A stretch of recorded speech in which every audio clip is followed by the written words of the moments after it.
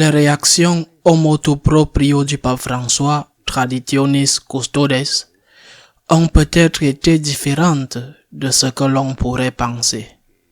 Par exemple, sans exception, les évêques des diocèses dans lesquels les messes étaient célébrées selon le rite ancien ont déclaré qu'ils continueront ces Eucharisties et ont même exprimé leur soutien, leur gratitude aux fidèles qui participent à ces Eucharisties. Et cela a été déclaré par des évêques très libéraux comme le cardinal de Chicago ou le cardinal de Washington.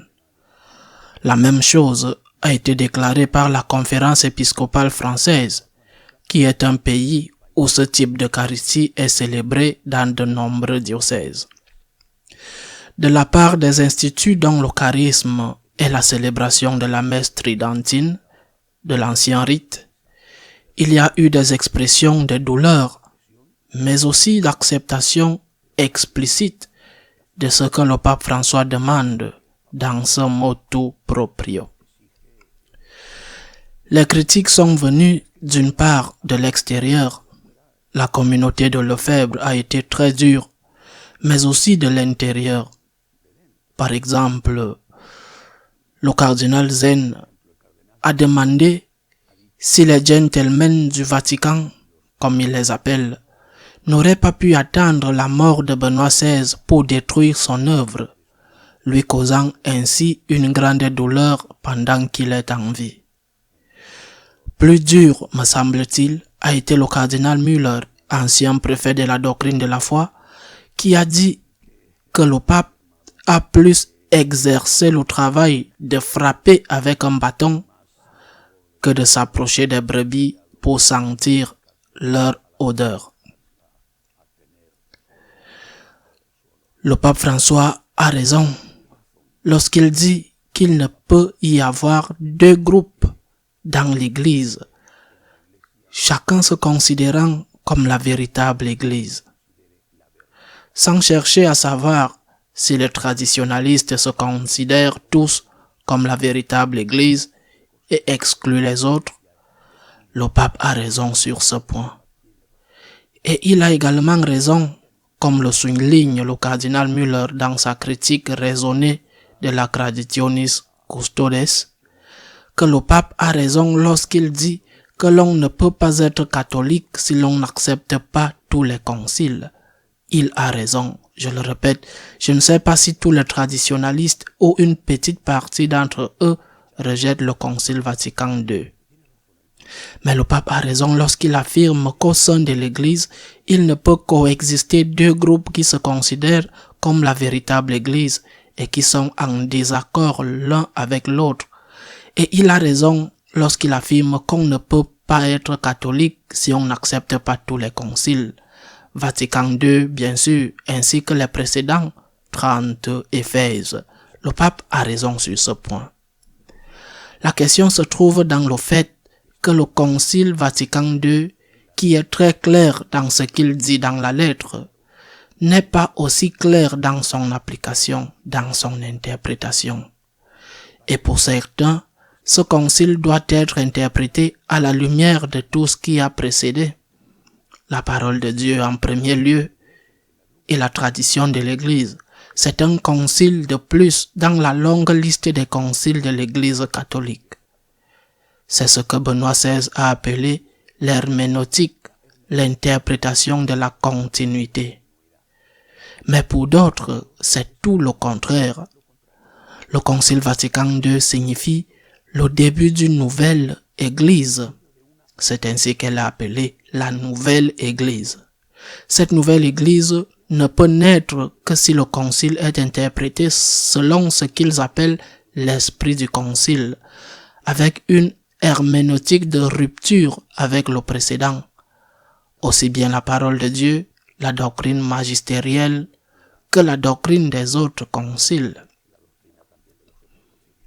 Il faut donc accepter le concile Vatican II pour être catholique. Cela ne fait aucun doute. Mais quelle interprétation du concile? Ceux de la nouvelle Église insistent sur le fait d'être en harmonie avec le monde. Et pour eux, cela signifie faire une réforme profonde de tout ce qui concerne la morale sexuelle, la famille et la vie. La même chose que les luthériens, entre autres, ont déjà. Ils sont en faveur de l'avortement, de l'euthanasie, du contrôle artificiel des naissances. Ils sont bien sûr en faveur de la pratique de l'homosexualité, que l'homosexualité ne soit pas empêchée, en faveur du sacerdoce des personnes mariées, en faveur du mariage des homosexuels, et par conséquent en faveur du mariage des prêtres homosexuels, en faveur du sacerdoce des femmes, donc des prêtres homosexuels mariés, exerçant en tant que prêtres et en tant qu'homosexuels, des prêtresses lesbiennes mariées entre elles, des évêques femmes, des évêques et des évêques femmes, des hétérosexuels et des homosexuels mariés, et allant jusqu'à une papesse lesbienne mariée à une dame à la tête de l'Église. Ce n'est pas de la science-fiction, ce que je suis en train de dire. Ce n'est pas une exagération. C'est point par point ce qu'ils veulent. Point par point. Ce qui se passe, c'est qu'ils ne le disent pas ouvertement. Ils y vont petit à petit. Ils demandent le mariage des prêtres, la bénédiction des couples homosexuels, l'intercommunion avec les protestants, des femmes diaconesses, parce qu'ils savent que si au premier moment ils disent « Nous voulons une papesse lesbienne à Rome », eh bien, ça va être très fort pour beaucoup, mais c'est leur objectif. D'abord le mariage des prêtres, un sacrement pour les couples homosexuels, que toute personne puisse recevoir la communion, quelle que soit sa situation morale, et puis, petit à petit, ils introduisent autre chose, diaconat féminin, sacerdoce féminin, épiscopat féminin, bien sûr, mariage pour les prêtres, quelle que soit leur situation. Je répète, la fin est une papesse lesbienne à Rome. C'est la nouvelle Église. Le pape a raison. Il est impossible qu'au sein d'une même Église, coexistent deux Églises aussi différentes et que ces deux Églises se considèrent comme la véritable Église. Mais cela fait 60 ans que nous sommes comme ça, et cela fait 60 ans que nous continuons avec une fiction qui est insupportable. Depuis 60 ans, il y a un secteur de l'Église qui dit « Vatican II, oui », interprété dans la continuité de tout ce qui est antérieur, que l'Église ne commence pas en 1960. Et il y a un autre secteur de l'Église qui dit « Vatican II, oui », mais en rupture avec tout l'antérieur. Cette tension entre ces deux manières radicalement opposées d'interpréter le Concile Vatican II n'est pas constructive, elle n'est pas enrichissante, elle est destructive, elle est nuisible, elle blesse beaucoup de gens et crée de la confusion pour beaucoup d'autres.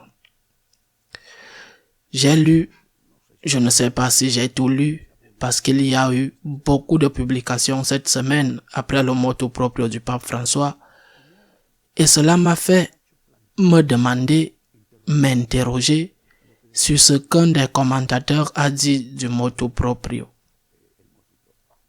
Il a dit « C'est une attaque contre la continuité que le pape Benoît voulait, pour laquelle il s'est battu.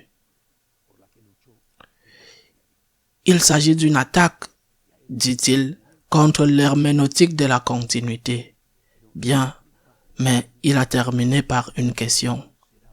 Qui sera le prochain? C'est une question que je me pose. Nous sommes si nombreux dans l'Église, si nombreux évêques, cardinaux, prêtres, laïcs. Nous sommes si nombreux à souffrir de cette situation. Nous sommes si nombreux dans l'Église à vouloir être fidèles au Concile Vatican II. Nous sommes très nombreux dans l'Église à être convaincus que cette nouvelle Église n'est pas l'Église de Jésus-Christ. Que cette nouvelle Église n'est pas celle avec laquelle notre Seigneur et les apôtres seraient d'accord. Nous sommes très nombreux à penser ainsi. Et en fin de compte, il s'agit de décider si Saint Jean-Paul II et Benoît XVI ont raison ou si l'Église allemande a raison. Mais je me demande aussi, et je suis sûr que je ne suis pas le seul, si nous qui croyons qu'il doit y avoir une continuité dans l'interprétation du Concile Vatican II, ne seront pas les prochains. À la semaine prochaine, si Dieu le veut.